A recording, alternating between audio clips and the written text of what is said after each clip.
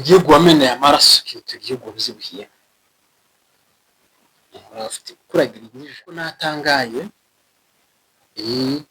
kandi namwe nyine byabayeho mwihangane kubera ko twarabimenye ariko ikibazo gikomeye cyane utekereze aho njewe n'abafite ibirori ibyo ari byo byose ariko cyane cyane ko turavuga ibirori byo kwishima of course marriage umuntu niba bwaragiye he isoni nimba zaragiye he nimba umutima nama waragiye he umuntu agateka yamara guteka agahereza abana bane bo muri iyo nzu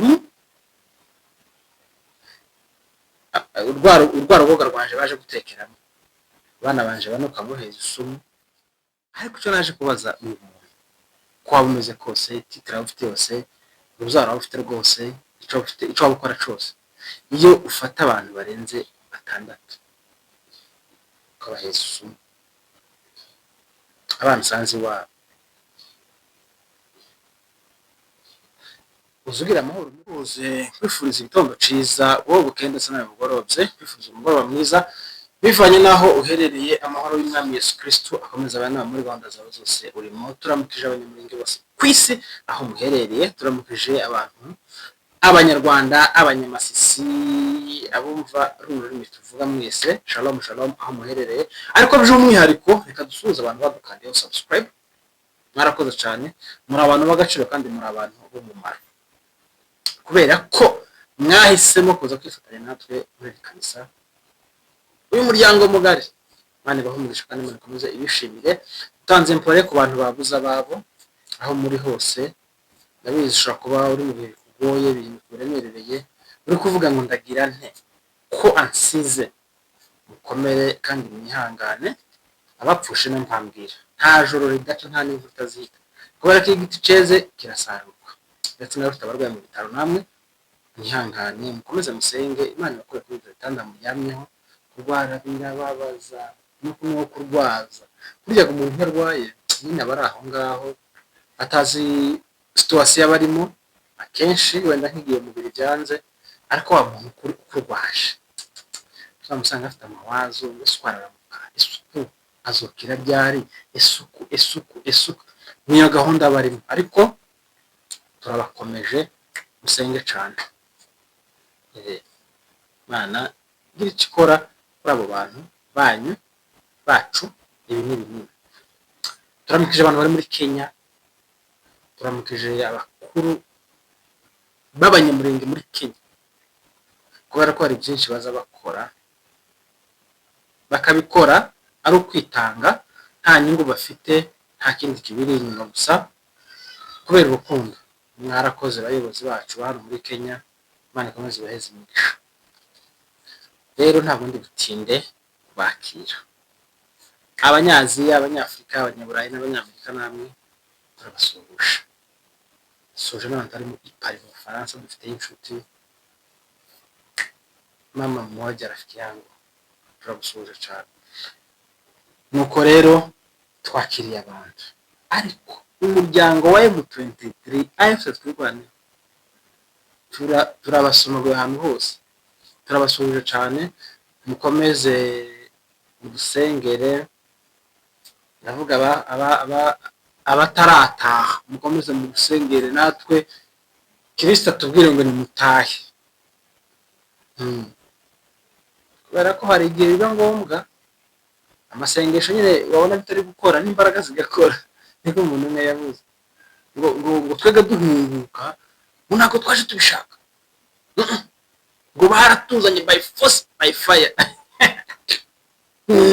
none ga namwe nimbaga muzoza kudutwara by force by fire sinzi ariko rero twebwe tuva mu buhungiro imyaka 40 twari tumaze ntabwo twaje kubera gukunda kwacu pe bashize itegeko baravuga ngo simvuga ico gihugu baravuga ngo impunzi yose uziko yaba ari wavukiye hano ariko afite se bavuye hariya hirya na nyina bavuye ari hirya even mama we niyo avuka hano ariko ise kuko bazavuga ko umwana atwara umurara wase baza bavuga kandi niko bimeze koko ufite wese ise ukomoka hariya agomba gutaha. Apana kumvikana, apana kubahendahenda ngo urumva ngo iwacu ngo amahoro yarabonetse, ngo urumva ngo iwacu hameze neza ngo dutahe. Oya, baravuga ngo buri wese uzi ko afite umupangayi utari umwenegihugu tubahaye amezi aya demwa tuma bataha, ryamara ibitegeko mu gihugu. Iyo nkuru ngira ngo nyine hari abantu bamwe bayizi ko byagenze gutyo kuko baje batashaka basubira iwabo kandi babona igihugu cyacu gihanganye gikomeye cyane. Nanjye kuvuga ngo kwana ariko senti muhazi ko kwa Netanyahu mu senti muhazi muri Israel basutse imyaka myinshi ewani. Ni ukuvuga ngo rero natwe hari igihe kizogera bakavuga ngo uzi kavuka we Siriya yashaka baravuka hano, ashakire hano, ashingire hano, ariko ziko afite inkomokiriye turabari ifite mutahe kandi mutahe mutashaka ariko mutahe. Izo ngibyo nazo nari mbikuyeho gusohoza umuryango no kutwitangira, kwigomwa, gukora byinshi. None nari mbikuye iryo jambo ahase kari uburenganzira bw'umuntu nubyiyumvamo ukumva mu mahanga inatosha uzatahe, utabyiyumvamo uzogomwe nyine mucakara mu gihugu c'abandi. Ariko iwanyu niho heza cane. Abonye ijambo rivuga ngo igihugu wameneye amaraso kintu igihugu bizibuhiye urafite kuragira ijana w'abandi uri impunzi w'abandi. Hari abantu mbikubwira bumvishije uraho kuraguma gusa kuzana ikida ukazana ibitama ukagumuka arya niho pressure zihera uri mu gihugu c'abandi atari wanyu. Bivuga ngo igihugu wameneye amaraso kintu igihugu wabyibuhiyemo kandi ngo ntaheza kiwaye. Iyo ngiyo ari introduction no kubibutsa ko niba abandi niba abandi twitahe. Hari inkuru nabonye mbabaje nawe n'umuntu ngo reka nyibasangize. Wowe nubona ni ngombwa kwiyumva yumve, wowe nubona atari ngombwa uyibarire ikomeza igendere. Ariko hari ibintu bibabaje cyane nuko bwabaye murabizi ko nyine iyo twagize amakwe reka nivuga abanyamurenge twebwe tugira umuco w'urukundo wo gushigikirana mu buryo bwose. Presence yanje, inkunga yanje n'amasengesho nizo bintu tutazavuga gusa mu by'ingenzi, ariko koko nizo by'ingenzi. Sibye ko nyiri igikorwa bayagisengeye kandi kujya ntaga amasengesho y'undi azakujana mu ijuru. Amasengesho yawe wowe ubwawe niyo azakujana mu ijuru. Ayabandi wenda ay'ababyeyi bawe harashobora gukora gikomeye, ariko amasengesho gusa n'umushuti wawe, umufrendi wawe, ibintu nk'ibyo aya ngayo utahazo kugeza ayawe niyo afite aho gukura akugeza akagera kugeza. Nibaze dufite inkuru imeze gutya aho umuntu aba afite ubukwe, nyamara kugira ubukwe agatumira abantu baza wenda gukora imirimo mu rugo, ndavuga harimo gukoronga, harimo guteka, kwakira abashitsi, nyine bya bindi byose murabizi by'ibirori. Uzugira abantu biyambaza baza kubafasha, ariko gusa sindamenya neza nimba ubwira akeneye, sindabimenya neza icyo bazashingiraho. Sinzi nimba uzubwira abafamilie restaurant, sinzi nimba uzubwira inshuti, sinzi nimba uzubwira umwabanye, umuziranye, kolege wawe mwari mutoranye hehe cyangwa se abye banyu baraziranye, sinzi. Gusa ikirori nk'ico akenshi gikunda gufatwa na family restaurant, mwanya neza akora baza kwakira abashitsi, kubafasha no guteka no gukora ya mirimo yindi nyine yo kwakira abashitsi. Kuko ahantu nk'aho ngaho twebwe mu bwoko bwacu bwose nuko nabonye umuhuro barawuciye. Umuhuro buriya iyo ukamusanga abantu nka 50 baraje mu muhuro bumva koze no kurya inkaga yabazwe karya tukishima mu gitondo bakakira abashitsi ibintu nk'ibyo ngibyo. Ariko amako nabashije gutaha nayo nabashije kubona akenshi bikunda gukora famille ya bugufi. Ariko natangaye kandi namwe nyine byabayeho mwihangane kubera ko twarabimenye, ariko ikibazo gikomeye cyane. Utekereze aho njewe n'aba mfite ibirori ibyo ari byo byose, ariko cyane cyane ko turavuga ibirori byo kwishima, of course marriage, ubukwe, ukabwira umuntu akaza ugufasha, wenda hari amakuru utamufiteho wenda cyangwa hari ayo umufiteho, ariko ukabwira umuntu waza kugufasha yakira abashitsi batekere bariki bakaza, bamara kurya umuntu nimba bwaragiye he, isoni nimba zaragiye he, nimba umutima nama waragiye he, umuntu agateka, yamara guteka agahereza abana 4 bo muri iyo nzu, urwaro rwoga rwanje baje gutekeramo, abana banje bano kamuheza isumu n'umugeni ukayimuheza, n'abahungu bamwambarira akababiri nabo kayibaheza. Ukibaza uyu muntu babwiye ngo aze gukora ibintu mu rugo,